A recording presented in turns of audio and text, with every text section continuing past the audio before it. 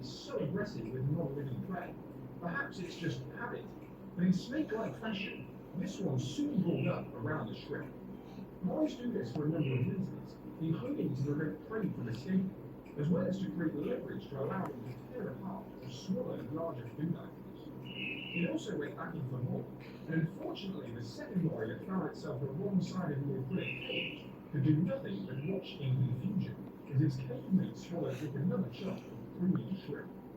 This is an interesting observation though, showing the inability to learn by example, perhaps as a result of the lorry's poor vision. After all, you can't copy what you don't see.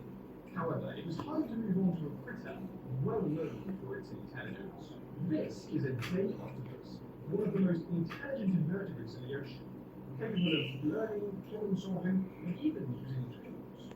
They have a highly developed nervous system, with much of it located in their arms. They operate semi-independently whilst exploring or hunting for crabs, shrimps, and small fish. They're also naturally curious. Although, whilst octopus show remarkable ability to solve mazes in an aquarium, this is the ocean, and this individual is completely wild. What this octopus did was incredibly unexpected.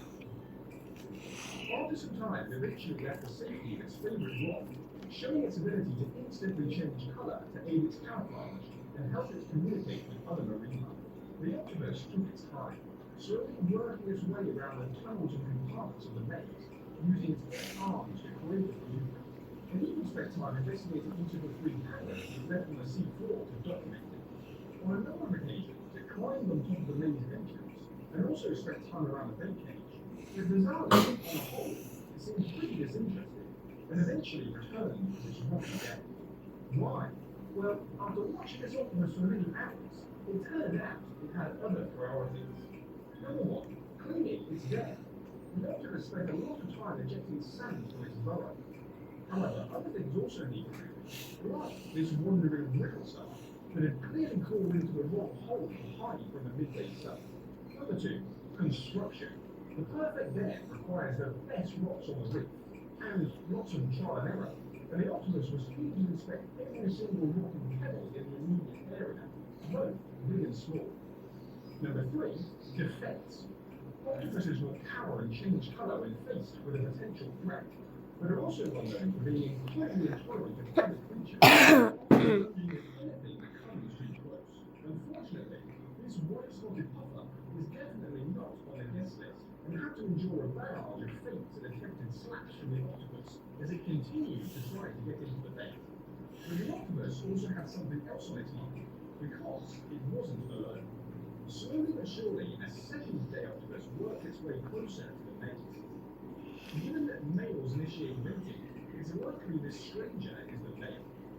However, female octopus are highly selective of their partners, and after some quick tentacle handling, it seems this one wasn't quite up to standard.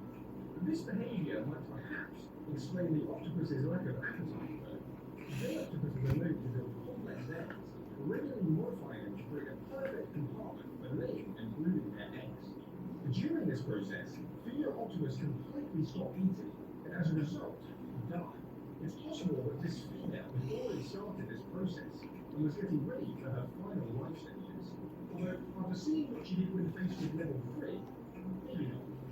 So this here is level 3, and level 3 is designed to test resistance and the creature's ability to navigate constantly first. However, after seeing how creatures handle levels 1 and 2, not this guy though, we decided that one problem was that they weren't able to find the entrance to it, so you got away from the bait.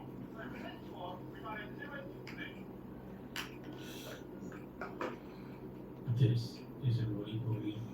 They exist in all sizes and colors, and I keep them as pets. Some of them are cheap, others are a little less cheap. But lucky for you, I'm crazy enough to buy them all, so you don't have to. In this video, I'm getting 6 different species and I'm giving them all in a row. Each species is more expensive than the previous one, and now you're probably wondering what kind of roly poly costs $100. Well, Bob does. Bob costs $100. But of course, I'm going to show the cheaper ones first for watch time. I need to lose suspense. Please what? 매운 fresh milk. 유럽인의 예쁘게 수고의 뜻과 이미지를 기술 빨리입니다. Right now, I'm on top of this massive triple-decker raft.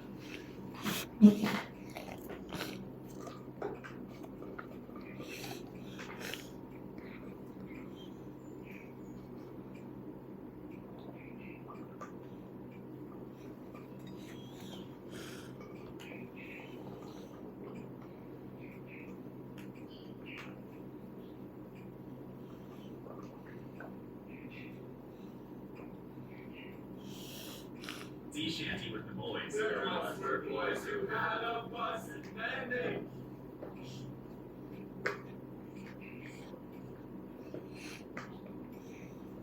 You get 100 free plays with the purchase of a hit series. Believe me, you won't regret it. Thanks to Hinton for sponsoring this video, and thanks to these guys for taking hours worth of work done in the time it took me to do a 1-minute ad. Let's get back to building our app. The walls in place are fully enclosed, but everything looks unfinished and totally bland. We desperately need some sauce on the walls, so that's what we're doing now. We're changing it perfectly American, so let's get started. Hey, it looks like me after eating Taco Bell. We applied the stain using these giant rollers and did our best to slap an even coat on every single wall. And your finish really made the upper level come to life, and I'm glad we chose this color because it makes the natural look. And while we were painting the raft, 2 of us boys' dads flew out from Boston to see the film. What do you guys think about your son's building whatever the heck this is? Should be bigger. Should be bigger. Oh, we're disappointing your dad, guys. It's too small. Yeah, it's incredible that they got it all built. Nothing here a week ago, and now it's incredible. We're Really proud of what they've done, and they are executing it. Great partner. But it still feels like something's missing, so we decided to put some additional accents around the edge. And for the trim, we're using these 3-inch boards and hitting them. And we pretty much just put these around every edge of the entire structure, securing them in place with the nail. This paint trim combination made it look nautical. I feel like I should be singing a sea shanty with the boys. There once were boys who had a bus, and then they built a raft for us. Woo! Feeling ready for sea, y'all? Now it's time to put it to bed. I actually don't know why we've waited so long to do this. It's been so tedious walking across this all the time. We make things so much more difficult than they need to be. For the deck, we're using these 1x6 boards that are being sauced up in a redwood stain. I don't know how this stuff is going to look, but you guys are going to find out in a few seconds. It was terrible. It was really different though. Are there really people out there who want their decks to look the way artificial watermelon flavoring tastes? And with a much better looking stain applied, we took the boards down to the raft and put in place, spacing them a 1/4 inch apart and fastening each of them down in 4 different places. And we're putting the boards in place using these deck screws. Hopefully we don't screw this up. Good.